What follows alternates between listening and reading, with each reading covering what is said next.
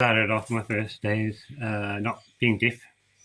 I had extreme blue ear, and the ENT specialist, that's the ear doctor, he didn't even know. So he left me my entire schooling years not being able to hear. So I got labelled as a bad person just because I couldn't hear them. And then went from that to another town because parents split up and a bunch of stuff happened there, but because of my personality traits. So I got separated from my entire family. Anyone that could possibly recognise me, that sent me on a downward spiral, as well as an upward spiral. So I got some good and I got some bad. I got to hang out with some interesting people. I got to fish some interesting rivers. Because we lived next door to the family marae. So I got to be part of the Māori culture and everything. That was really cool. I enjoyed that. I took it for granted. I should have jumped on it more when I could have, but it's just the way life is. Regrets are there for a reason. So then I got kicked out of that school. I got kicked out of that town. I got sent back to my father, and then I got kicked out of the school here. Hold on, give me a second because I need to think about it. And at that point, I had the choice to become a drug addict or, the other thing people choose. So I didn't really become a drug addict. I just became more. I was in that niche of it helped. It helped my mind a lot when I could take the pain away. Not that I enjoyed being high, I just didn't really like pain that much. And then that kind of led me into farming, meat working, some good work. Made some good money, but I was too immature and I didn't know how to work money. So I ended up blowing hundreds of thousands just on food and like junk, which was, I don't know, you could do, but I did. I proved you can. So then I went from that. So my whole adult life is going to be in a mixture of so much. So I've had 2 operations on both sides of my head, 2 7-hour operations to remove almost all of it, all through here. I've got my back is so injured, it's literally called a word, that if I say it, they'll ban my account. So I can't even say it. It's the S word for going away, taking yourself out. So it's that syndrome. That's what I have in my back and in my head. So my head is constantly feeling like the worst toothache you can ever imagine. I have no teeth. And my back right here, from here to my leg, is about a 78 out of 10 when it comes to pain. Constant. In my sleep, all of the time. So I'm skipping a big bit because I'm just trying to keep relevance here to what this is. And then, so that ended up paralyzing me. Well, not paralyzing me, I was crippled. I could still crawl.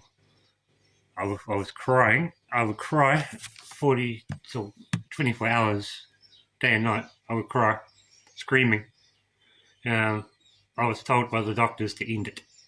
There's a reason why they call it that, because it always ends up in the same place. That made me bitter and twisted. That gave me the drive to start army crawling. And I'm only talking not many years ago. Army crawling.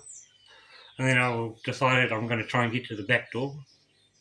I'm going to try and get to the end of the property. I'm going to try and get to the end of the street.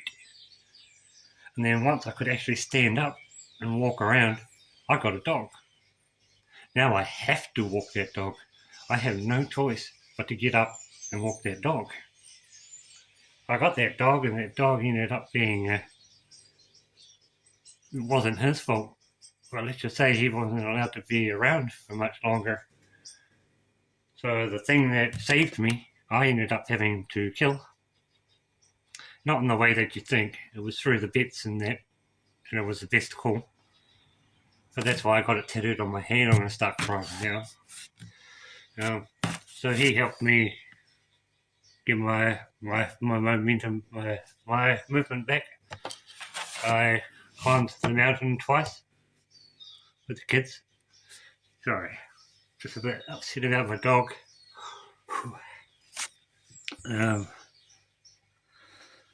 But yeah, that's where I got that back again. And you'll see me, that's why every single day I'm out here doing what I do. It's not until you have everything taken away from you.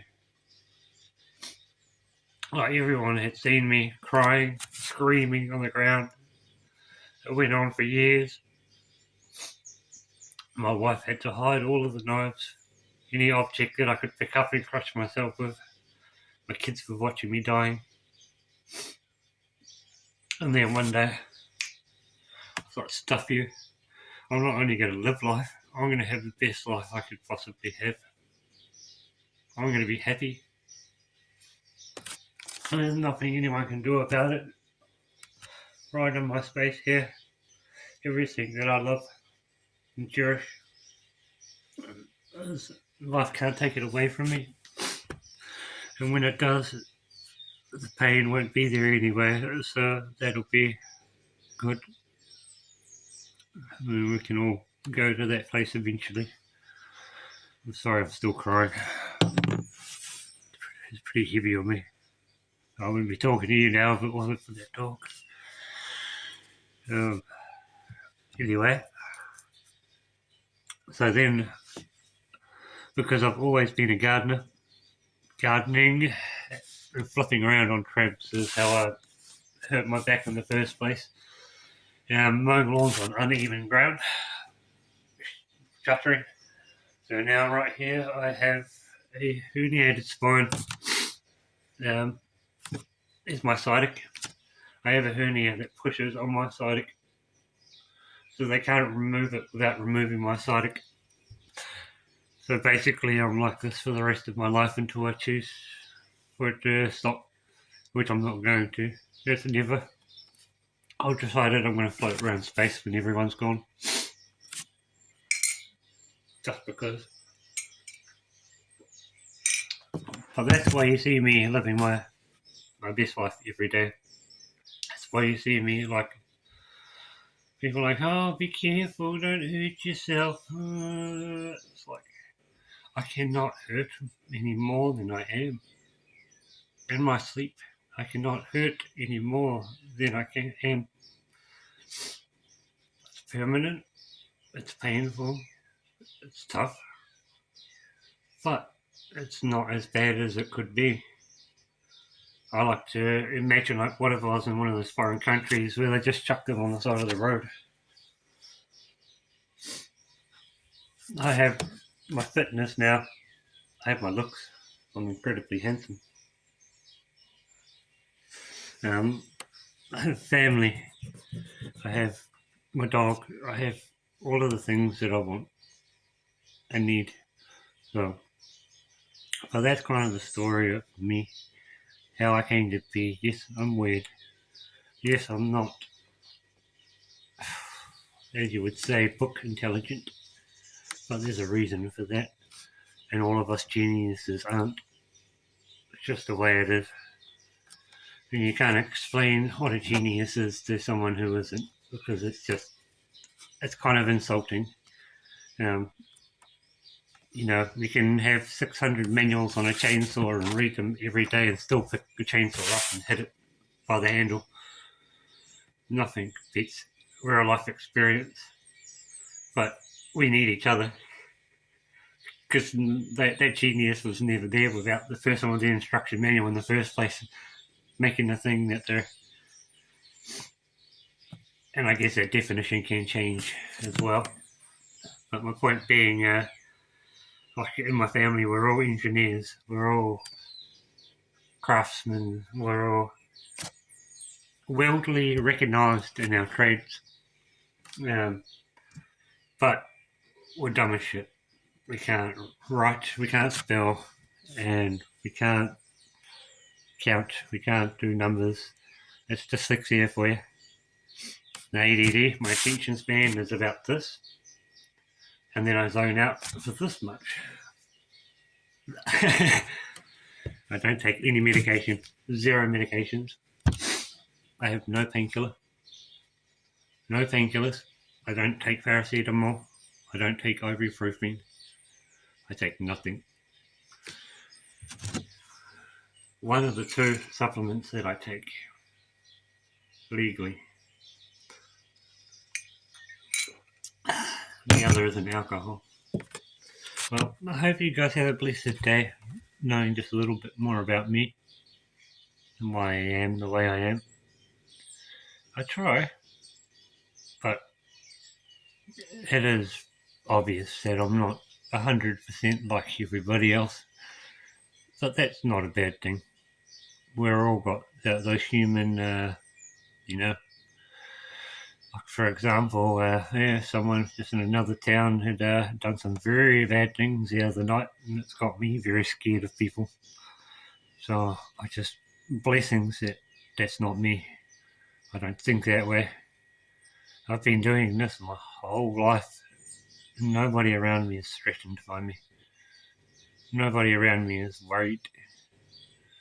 If anything, it's the other way around. And they get their door kicked in, and it'll probably be me that they call for. I hope they do.